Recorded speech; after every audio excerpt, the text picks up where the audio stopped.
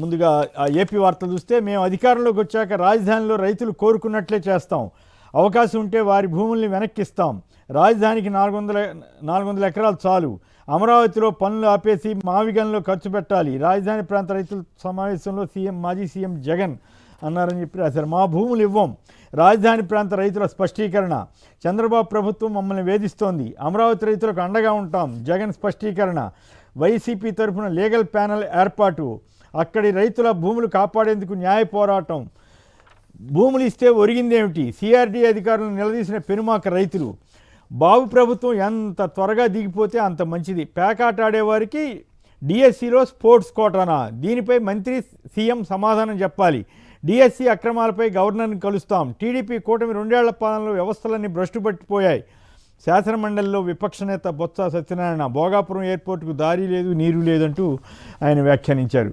భూములు ఇస్తే ఒరిగిందేమిటని రైతులు, పెనుమాక రైతులు ఆందోళన చెందుతున్నారు. నిన్న ఈ అమరావతి రైతులు చాలామంది, ప్రత్యేకించి ఉండవల్లి పెనుమాక ప్రాంత రైతులు, వాళ్ళని చంద్రబాబు గారి ప్రభుత్వం ఎన్ని రకాలుగా హింసిస్తోంది, వేధిస్తోంది వివరిస్తూ, వాళ్ళని ఏ రకంగా వాళ్ళ భూములు లాక్కోవటానికి ప్రయత్నాలు చేస్తోంది దౌర్జన్యపూరితంగా అన్న దాని మీద రైతులు స్వయంగా జగన్ గారిని కలిసి వారి సాయం కోరారు. అప్పుడు ఆయన చాలా గట్టిగా అండగా ఉంటామని భరోసా ఇచ్చారు.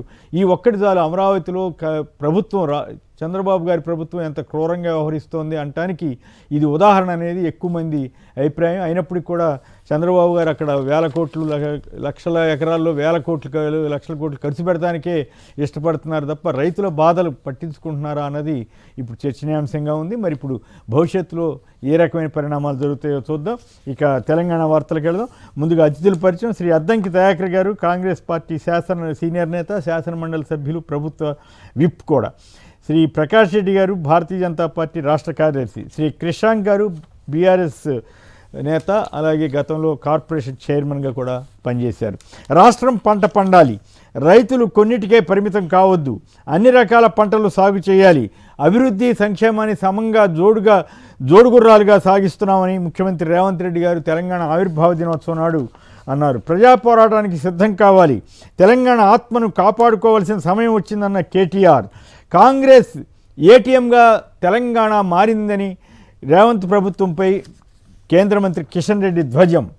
నాకు ఆంధ్రలోనే దిక్కులేదు, తెలంగాణలో సీఎం అవుతానా, నన్ను బెదిరించే వాళ్ళ అయ్య జాగీరా తెలంగాణ ఎన్నికల బరిలో జనసేన నిలబెడుతుందని ఆయన పవన్ కళ్యాణ్ గారు అన్నారు. 2029 ఎన్నికల్లో బీజేపీ మాతో కలిసి వస్తుందో లేదో తెలియదని కూడా ఆయన అనటం ఆసక్తికరంగా ఉంది.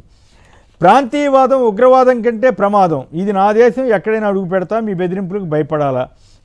ఇది చాలా తమాషాగా ఉంది. ప్రాంతీయ పార్టీలతో, అసలు తెలుగుదేశం పుట్టిందే ప్రాంతీయవాదంతో కదా. ఢిల్లీలో తెలుగువారి ఆత్మగౌరవాన్ని మంటగలుపుతున్నారంటూ కాంగ్రెస్ పైన విమర్శలు చేస్తూ ఎన్టీ రామారావు గారు పెట్టిన పార్టీ, సరే ఆ పార్టీకి మొన్న రేవంత్ రెడ్డి గారు ఎన్టీ రామారావు విగ్రహావిష్కరణ సందర్భంగా చాలా గొప్పగా పొగుడుండొచ్చు, అది వేరే విషయం. కానీ బట్ ఈయన ఉగ్రవాదం కంటే ప్రమాదం అని చెప్పి మరి ఆ ప్రాంతీయ పార్టీలతో ఎట్లా ఉన్నారు, ఈయన మద్దతు ఇచ్చే బీజేపీ ప్రాంతీయ పార్టీలతో ఎట్లా పొత్తు పెట్టుకుంటుంది, ఏందో తమాషాగా ఉన్నాయి ఈ వ్యాఖ్యలని కూడా.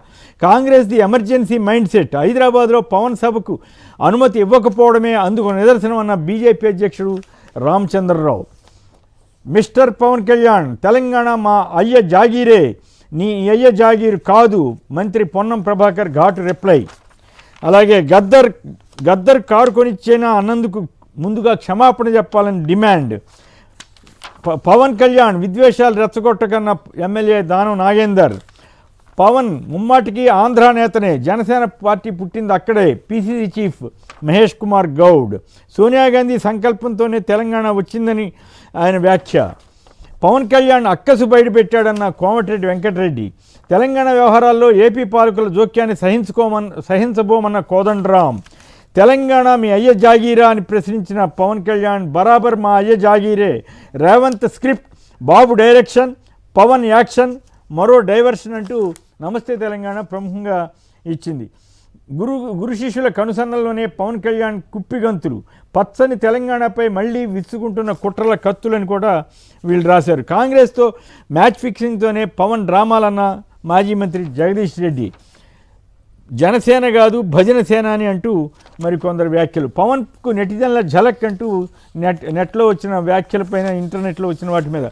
గతంలో కూడా జనసేన పోటీ చేసినప్పుడు అశ్వారావుపేట, తాండూరు, కొత్తగూడెం, కోదాడ, ఖమ్మం, నాగర్ కర్నూలు, వైరా వీటన్నిటిలో కూడా తెలంగాణలో బీజేపీతో కలిసి పోటీ చేస్తే జనసేనకి 7 నియోజకవర్గాల్లో వచ్చిన ఓట్లన్నీ కలిపి కూడా 11,809 ఓట్లు అని చెప్పి వీళ్ళు రాశారు. ఒక్క చోటగా అనుకుంటే డిపాజిట్ వచ్చినట్టు, మరి ఈ అంకె కరెక్ట్ కాదు నాకు తెలియదు కానీ, బట్ ఓవరాల్గా చూస్తే గతంలో ఓడిపోయారు, ఇప్పుడు మళ్ళీ పోటీ చేస్తానని అంటున్నారు. మరి అయితే అదే సమయంలో రాజశేఖర రెడ్డి గారు ఏదో టైంలో ఎవరో ఆఫీసర్ వచ్చారు అదని చెప్పారు, కానీ అసలు ఆ రోజుల్లో పవన్ కళ్యాణ్ గారి ఊసి నుంచే రాజకీయాల్లో చర్చ జరిగేది కాదనేది నేను కూడా అప్పుడు అవన్నీ చూశాను కదా. అప్పట్లో చిరంజీవి గారు పార్టీ పెడతారా ఏంటనే దాని మీద ప్రస్తావన వచ్చింది. మొట్టమొదటిసారిగా పవన్ కళ్యాణ్ అన్న ఆయన కాంగ్రెస్ వాళ్ళ పంచెలోడ కొడతానన్నప్పుడు అది పెద్ద హైలైట్ అయింది. హనుమంతరావు గారు వీళ్ళంతా కూడా పెద్ద ఎత్తున విమర్శలు. అంతవరకు మరి రాజశేఖర రెడ్డి గారి టైంలో అది చేశారని రకరకాల వ్యాఖ్యలు చేస్తున్నారు. మరి ఆయన ఉద్దేశం ఏంటో తెలియదు కానీ, బట్ ఇప్పుడు రేవంత్ రెడ్డి గారి మీద మాత్రం చాలా గౌరవం, అభిమానం చూపుతున్నారు. కోడికి చెరువు వ్యవహారంలో తప్పుంటే తీసుకోండి అంటున్నారు, కానీ మరి ఇంతకీ అసలు వాళ్ళు జర్నలిస్టులు రేజ్ చేసిన ఇష్యూస్ మీద ఆన్సర్ చేశారా లేదా?